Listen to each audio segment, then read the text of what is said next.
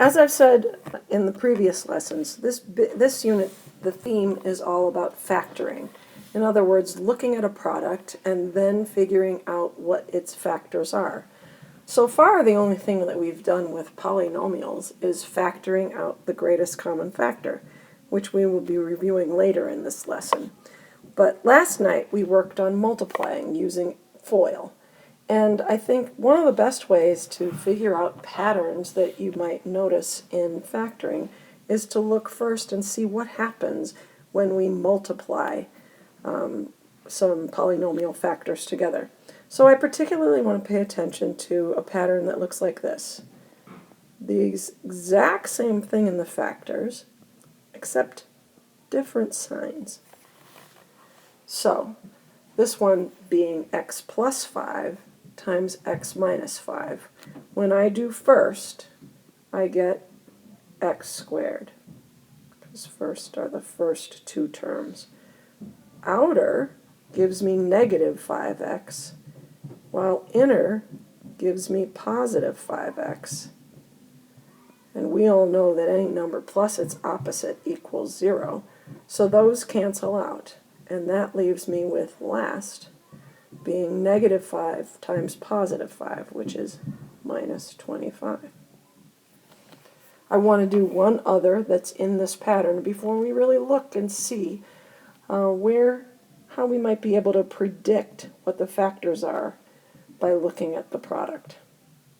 So if I say 2a plus 3b times 2a minus 3b, I'm doing the same thing. I'm multiplying two binomial factors that are exactly the same, except for different signs.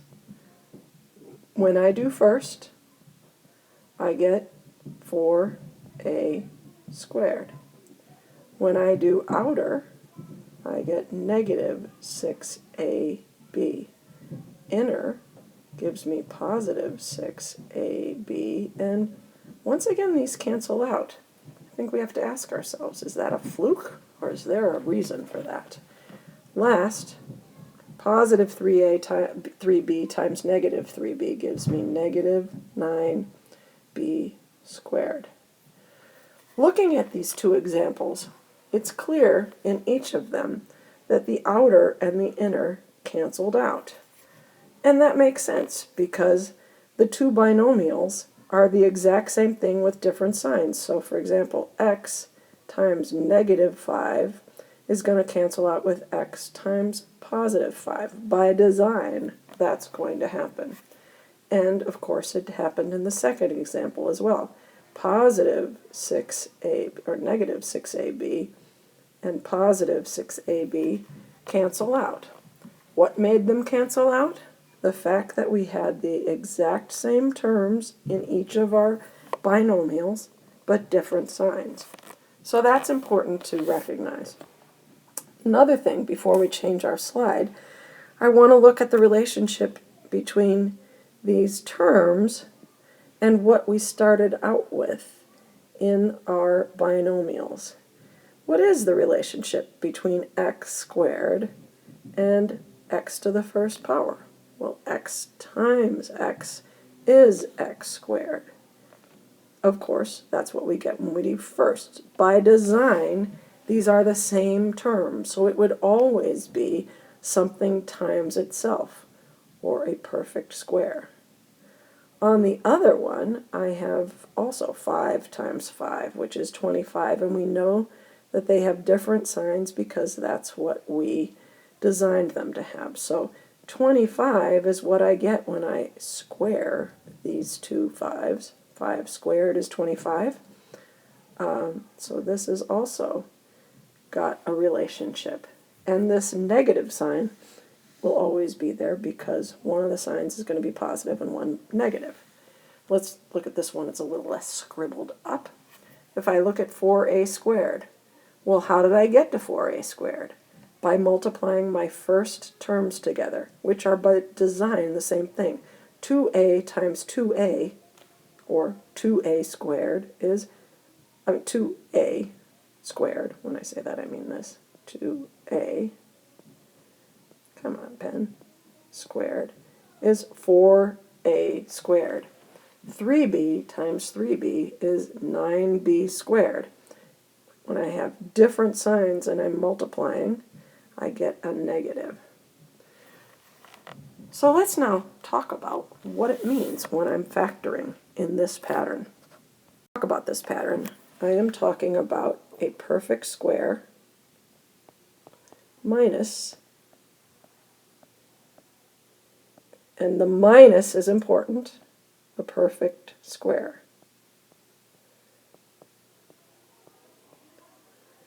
Okay, so we've already seen in our little example what that might be, but let's do an example now where we start with, say, x squared minus 49.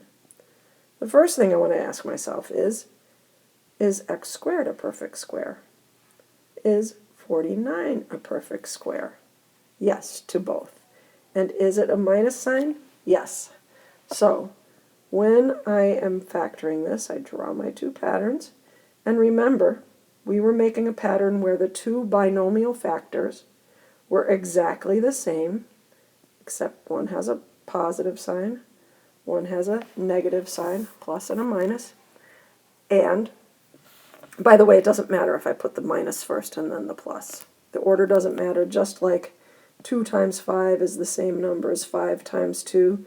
This times this would be the same as if it were putting the minus sign first. So let's clear that. And while I'm clearing this, be thinking about what goes inside those parentheses. If it's the same thing, terms in each of the binomials, but different signs, then the square root of x squared is going to go here and here. And the square root of 49 is going to go here and here. Just to check that, first gives us x squared. Outer is negative 7x, inner is positive 7x, and positive 7 times negative 7 is negative 49. So yes, that is the case.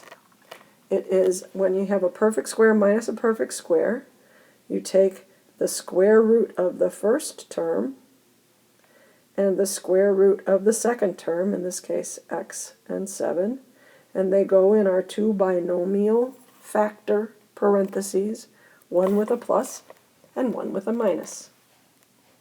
Okay, let's go on. Let's say 16a squared minus 1. All right. Is 16a squared a perfect square? In order for things to be a perfect square, their coefficients have to be a perfect square, and their variables. So all the numbers and all the variables have to be perfect squares. Well, certainly 16 is a perfect square. And by the way, in case you've forgotten, 1 is a perfect square also, because 1 times 1 is 1. When I get to variables, let's move over to the side here and talk about, we know that a squared is a perfect square because a times a is a squared. What's a squared times a squared? It's a to the fourth. So a to the fourth is a perfect square. In fact, a to the third times a to the third is a to the sixth. So anything that starts out with an even exponent is actually a perfect square, because if you think of our chart, when I multiply, I'm adding the exponents, and if they need to be the same, they could be half of this. So any variable with an even exponent is a perfect square. So we've got a squared, we've got 16a squared, minus 1. Don't forget the minus is important too. So I draw my parentheses, and I take the square root of 16a squared. The square root of 16 is 4, and the square root of a squared is a. I put that in both places. I put my plus or minus, and again, it doesn't matter which order.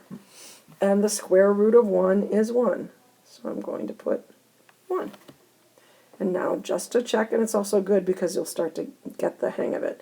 First gives me 16a squared. outer is positive 4a, inner is negative 4a. They cancel out. And negative 1 times positive 1 is minus 1, or negative 1.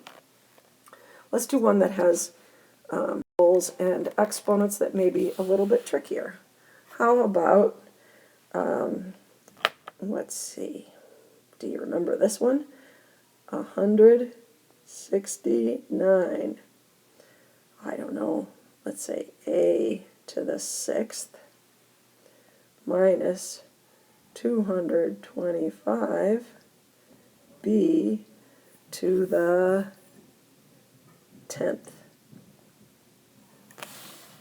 Okay, now hopefully you really do remember your perfect squares. Yes, this is, oh, by the way, if this started out as plus, is it a difference of squares?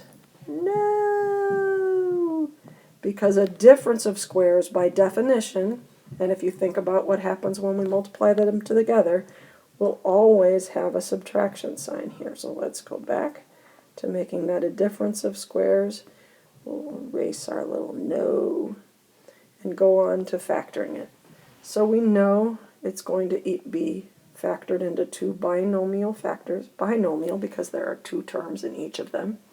And we know, going back to the very beginning of the lesson, that what goes in these terms, these as the terms, is exactly the same.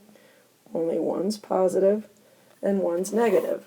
So the only question is, what is the square root of 169? Well, in case you've forgotten, I think I made my parentheses too small. It's 13.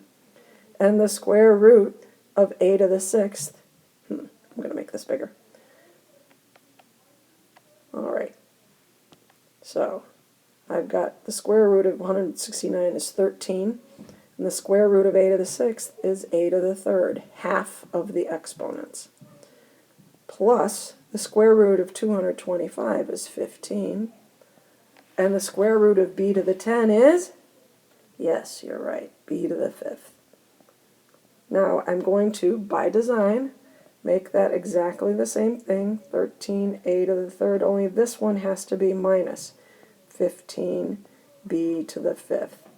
And when I go to multiply that out, just to check it, we'll be able to see why it is that it's only a difference of squares. So let's multiply it with that idea in mind to check out why this pattern only works with a perfect square minus a perfect square. Oops, I'm too close to the top.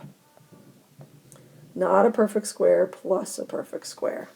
So when I multiply first, 13 times 13 is 169. A to the 3rd times a to the 3rd is a to the 6th. Outer gives me a number I can't multiply in my head.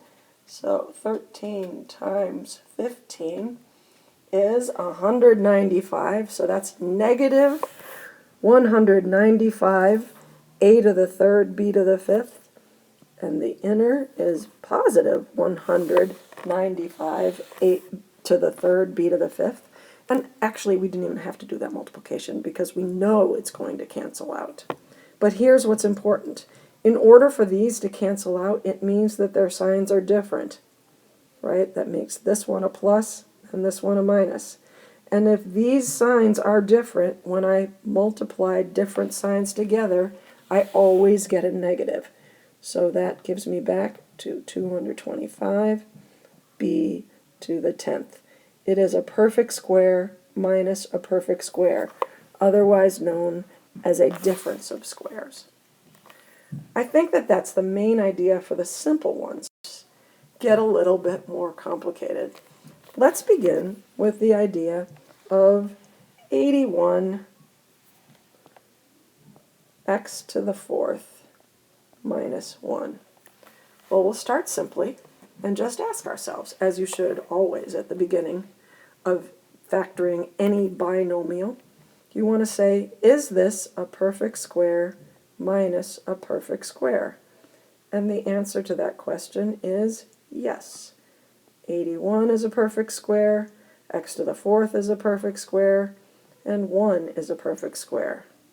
So we are going to create our binomial factors, which we know will have exactly the same terms. and one of the binomials will have a plus. I'm going to put that minus first this time. And the other one will, so one's plus and one's minus. Square root of 81 is 9, and the square root of x to the fourth is x to the second, half of its exponents. Half of 4 is 2. That means I also put 9x squared here. And then 1 times 1 gives me 1. And it may look as though we're finished. But as always, what we do in algebra is directly related to what we do in arithmetic. If I were to factor 12, and I break it down and I say it is 3 times 4, am I done? No, I am not, because 4 can be broken down further. It's 2 times 2. So, just like that, when I'm factoring a polynomial, I can't stop until I can't factor any further. You may notice, and you should always be looking for, in a binomial, do you have a difference of squares? And the answer in our first factor is yes. The square 9 is a perfect square, x squared is a perfect square, minus 1. So I take the square root of 9x squared, I add 1. Try to bring this a little closer.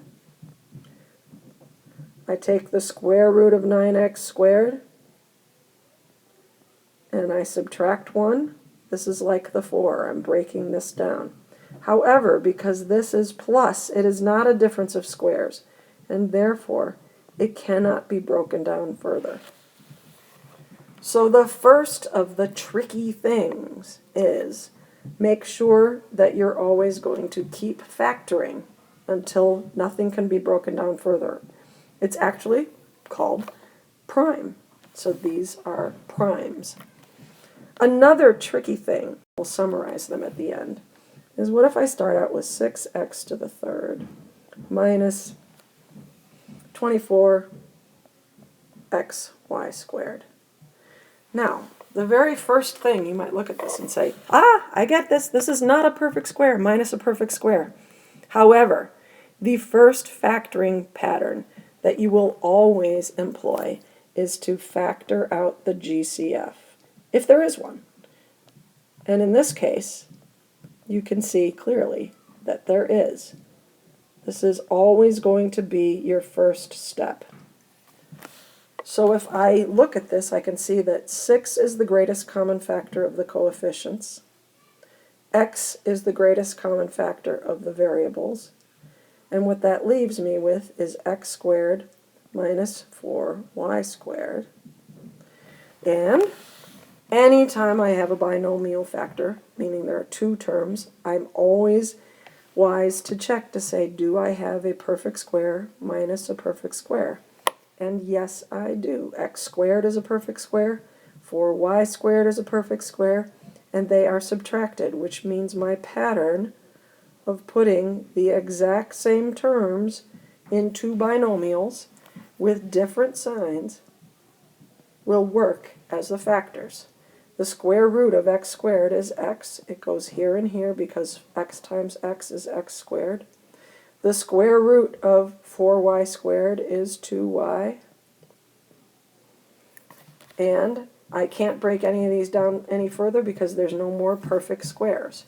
Just to check it, I can first FOIL these two. I'm going to just bring down the 6x for now. First gives me x squared. Outer is negative 2y. Inner is positive 2y, canceling out, so that's minus 4y squared. And then when I distribute, I get 6x to the third minus 24xy squared. That is what I started with. So these are indeed the factors. It's all about undoing and thinking backwards and trying to understand what these various patterns, two tricky things that I'm going to write down here and we're going to refer to over and over, that are the source of many mistakes when factoring. Okay? The first is always look for a GCF first.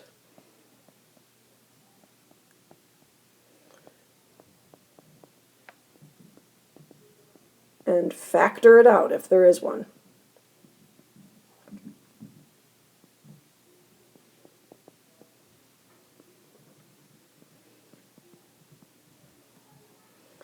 And after each step,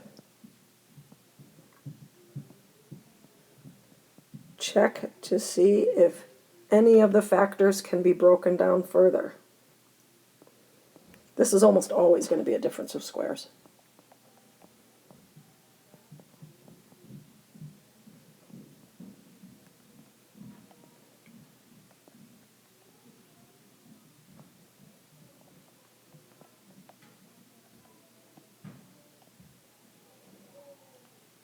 Pay special attention to difference of squares.